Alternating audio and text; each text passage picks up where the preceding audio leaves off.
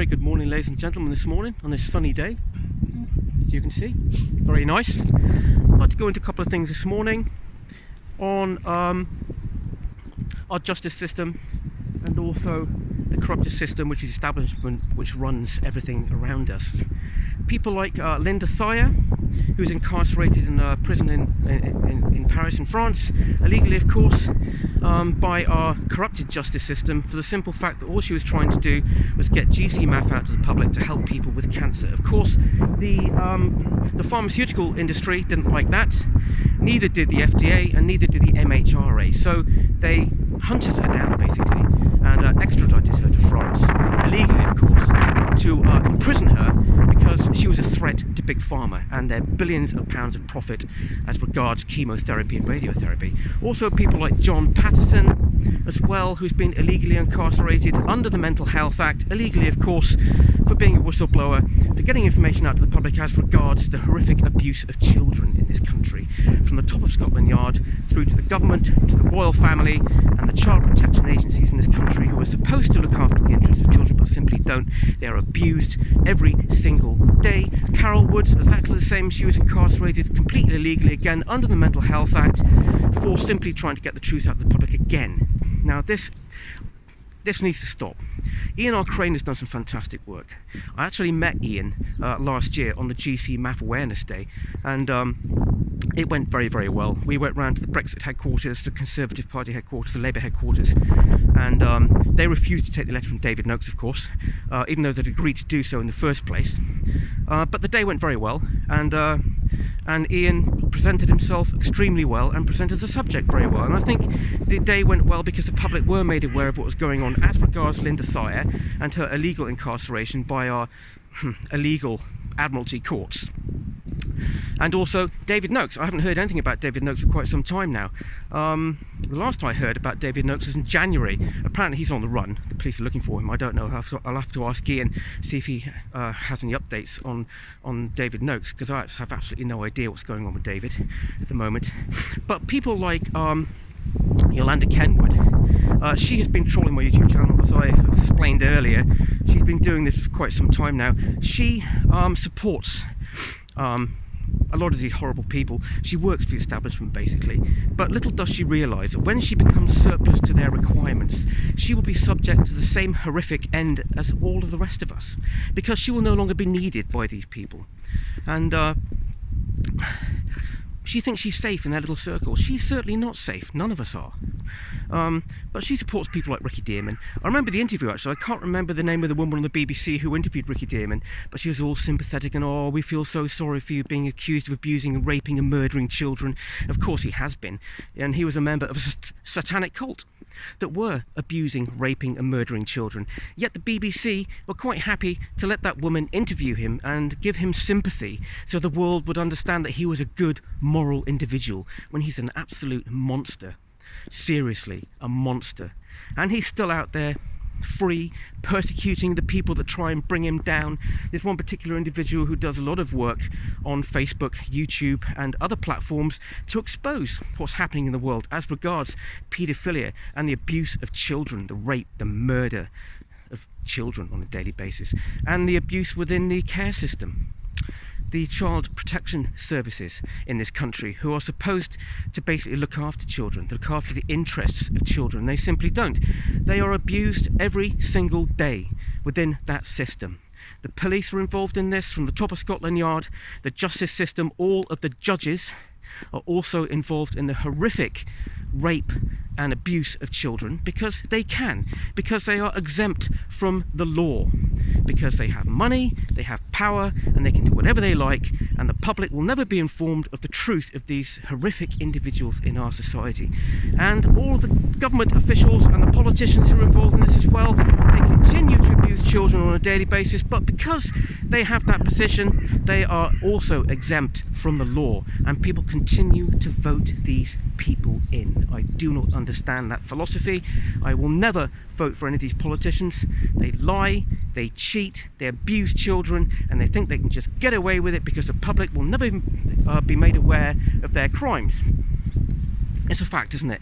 Ian R. Crane has done some absolutely amazing work on both of these people. He's an investigative journalist and a very the utmost respect for this guy because he does what nobody else does. He exposes what is going on in the world, and it's the only way to ensure that the public are made aware is by doing what he does. And I think that a lot of investigative journalists could take a really good example from Ian, because he does a great job of doing this, but they simply don't, because they're controlled, obviously. These people work for the BBC, for ITV, for Channel 4, Channel 5, all of these correspondents, all of these journalists who work for the newspapers, etc., for the national newspapers.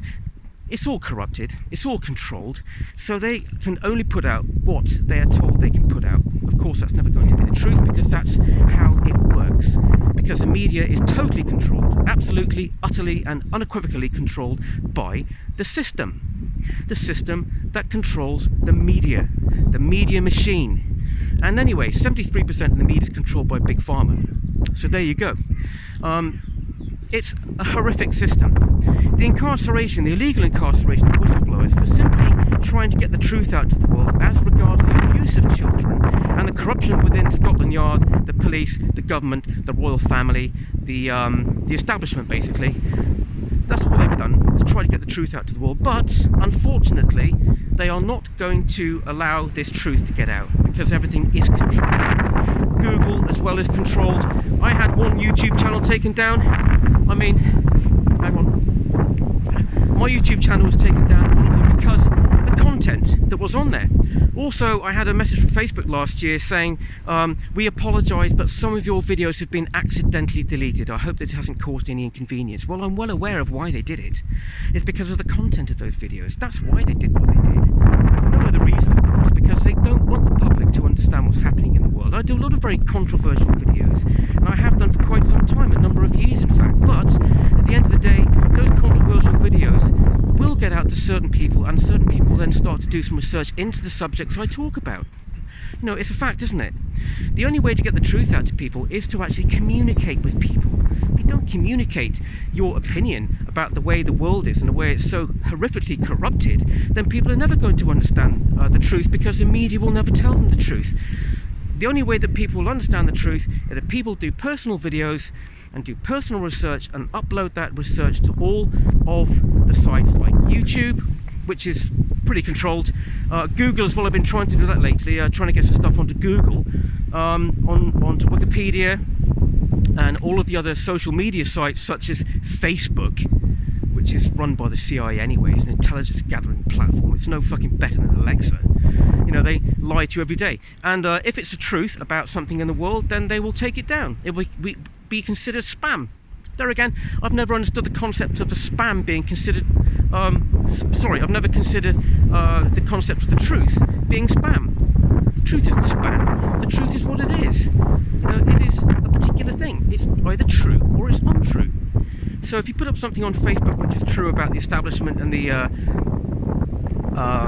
abuse of children, etc., within the secret societies and within the establishment, the government basically, and the police, who serve our country, they're not public servants, absolutely fucking not, then it will be taken down and it will be considered spam or fake news, obviously, because that's something they don't want to have on their platform, because they don't want the world to understand the truth. It's the same when your children go to school. Your children go to school and basically they are indoctrinated from day one, where the teachers will teach your children about the world in the way the teachers want your children to understand it. And of course that's never going to be the truth, is it? So people like Yolanda Kendry, who think they're safe in their little fucking elitist bubble, are not safe at all, because they will soon be surplus to the elite's requirements. And when that happens, Yolanda Kendry has a big fucking shock coming to her. She will no longer be required by them, so therefore she will be eliminated. And you know what? I look forward to that day, and I'll fucking sleep extremely well with that thought in my mind. So, the way the world is today is completely corrupted, and our completely illegal system, our court system, it's just fucking unbelievable. All the judges, now the judges pass down the sentences, particularly to the whistleblowers. The elite pass that sentence down to the judge, and the judge then passes that sentence down to that individual, who is then illegally incarcerated under the Mental Health Act for trying to get the truth out to the world, because the elites don't want the public to understand what's happening in the world. So they lock them up and they medicate them every day to keep them calm. These people are completely sane. They don't need to be locked up in a mental facility under the Mental Health Act. In fact, they're more than sane. They're fucking heroes of our community, these people. But there's no justice. The Admiralty courts ensure that these people are locked up indefinitely if they so wish to do so. And if you call them and try and find out what's going on about them, they're not going to tell you anything, because the people that work in these mental facilities are also corrupted to the core. Yeah? They know what's going on. They've got no moral compass. In fact, society generally needs to understand that the elites and the establishment don't have a moral compass, and anybody that goes and votes for these people, signs that voting card, then they're basically signing their own death warrants. The coronavirus, for example, is no worse than the common cold, yet they've all of a sudden found a vaccine for that. Now, I wasn't aware that they found a cure for the common cold yet, but apparently they have. So in all the decades of trying to find a cure for the common cold, they hadn't found it, but all of a sudden they found a cure for the coronavirus, which is no worse than a common cold, and it's just a very, well, it's not even as bad as a flu virus. It's just a little virus like a common cold, and yet all these people are dying. Well, actually, the people that have died in the United Kingdom so far have all been octogenarians or elderly people with underlying health conditions. So of course their immune system is going to be compromised, because they're old people's immune systems never do work very well. So of course it's going to affect them. It's very sad, of course it is, but this is the truth of the matter, isn't it? This is what they're doing. It's fear-mongering. That's all it is. All of these American troops, 30,000 American troops sent into Italy, the simple fact, without any masks, of course. Well, there's a lot of common sense for you, but there again, that's the American military for you. The United Nations Army was formed and designed for one specific purpose: to eventually go into our societies and oppress us, to force us into their smart cities where we can be controlled and eventually eradicated, because that's their eventual goal, is to get rid of us, the useless eaters. You know, that's what they want to do, apparently. 7 billion people. 7 billion people. And of course we've got this every single day. To eradicate 7 billion people is a huge undertaking, of course, but they can do it through a number of means. If they wanted to do this coronavirus, I think it's not being taken seriously by anybody that understands what it actually is, but the public are panicking. They're going out and buying bloody hundreds of rolls of toilet paper, etc., stocking up on food. You know, it's like the end of the fucking world has come. The apocalypse. Fucking hell. No, it's not. It's nothing to worry about. Yet the public are easily fooled and manipulated into this ridiculous subterfuge and lie which they put forward about the coronavirus. It's not going to kill the world. This is just a prelude to what they can do. Take the First World War, for example, the Spanish flu. How do you think that fucking particular event occurred? Where do you think that virus came from? Think it suddenly appeared out of nowhere? No, I am absolutely convinced that the Spanish flu virus was formed and made in a laboratory and released as an experiment to see what they could do. And what they've got now is way beyond that. And why do you think they've got stockpiles of all of these viruses and pandemics and pathogens stored up in the world? They've got those stored up in the world for a simple fact: they can release them anytime they bloody well like onto the population through an airborne attack. It's a very, very easy concept to do that. They'll have a short life, basically, so what they'll do is they'll affect their populations very quickly and then dissipate, so it's safe for the elites to carry on their agenda and just enjoy the world for themselves. Yeah? Smallpox was eradicated a very long time ago, decades ago in fact, but they've got stockpiles of smallpox, and I wonder why that could be. Why would they stockpile smallpox? I wonder why that could be. Well, we understand. Some of us understand why they have these stockpiles already there to be used any time they wish, because they can then depopulate the world in a silent eradication, of course, because that's what they do best, isn't it? They oppress us every single day. It's a totalitarian dictatorship of oppression every single day of society, where they'll tax you to bloody death. So eventually all of these people who are on the streets, who are homeless at the moment, there's a very good reason for that, of course, is because they've been taxed to death and forced into a financial situation where they have no choice but to leave their houses because they can't afford to pay the ridiculous bills anymore, you know? The council tax and all the rest of illegal taxes which the government have imposed on society have been imposed for a particular reason, to ensure that society is impoverished. There are hundreds of thousands of people on the street who are homeless at the moment, and the government really don't give a damn. All the homeless ex-military on the streets. That does fucking piss me off for very personal reasons. The government sent those people to war.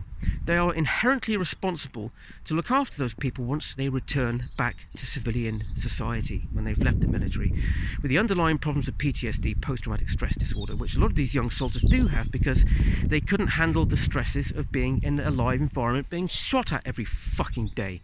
So they should be looked after. Their psychological interests, their physical interests, everything should be looked after, but the government refused to do this because you're no longer in the military, you're no longer our responsibility. There you go. That's the government for you. They don't give a damn. They'll send you there, but when you come back with some underlying psychological problems, they will completely ignore you and just let you just fucking disappear into the fucking shadows. So they're all on the street, the homeless people dying, people committing suicide now. It's accelerated exponentially again for the simple reason that society has been so fucking impoverished and oppressed that they can't find no way forward except just to end their lives, because their lives are so empty and miserable because their oppressors have deliberately made it so.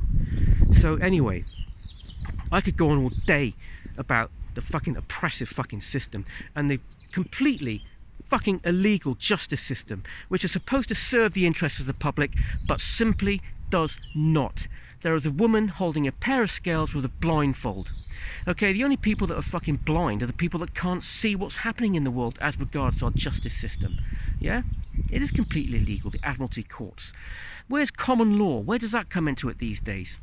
It doesn't, does it? There is no common law anymore. There's no justice. They'll hand down whatever they like for the simple fact that that's what they do best. They don't care. They don't give a damn about you, about your family, about your children.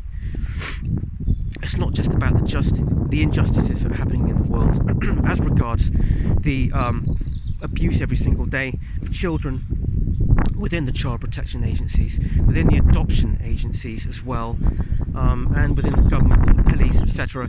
And anybody that tries to expose this will most definitively be targeted and illegally held under the Mental Health Act for trying to get the truth out to the world. This is the world that we're living in right now. It's absolutely disgraceful. I was adopted. I had a very good upbringing. My father was a dentist for 30 years. My mother was a nurse. I had a great childhood. I was very lucky. But a lot of people that aren't quite so lucky in this adoption process, the screening for the adoption process is fucking catastrophically bad.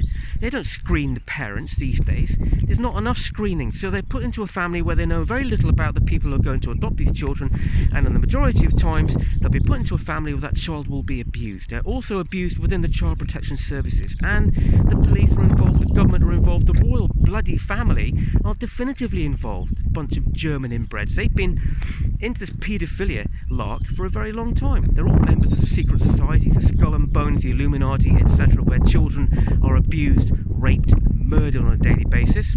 It's horrific. The satanic cults that Ricky Dearman was involved in as well. You know, it's all the bloody same thing at the end of the day. Ricky Dearman's a horrific individual, yet people like Yolanda Kendry support him. Well, I'll tell you what, I've not finished with Yolanda yet. I've got a lot more to say to that fucking bitch, and she's going to be sorted out. I'm going to expose her for what she fucking is. I don't care, you know. Anyway, guys, have a great day. Got a bit of sunshine. Can't complain. Actually, it's quite nice today, as you can see. Hope you all have a great day. Have a wonderful day today. Get a bit of chance to get yourself out, get some sunshine. Have a great day, guys.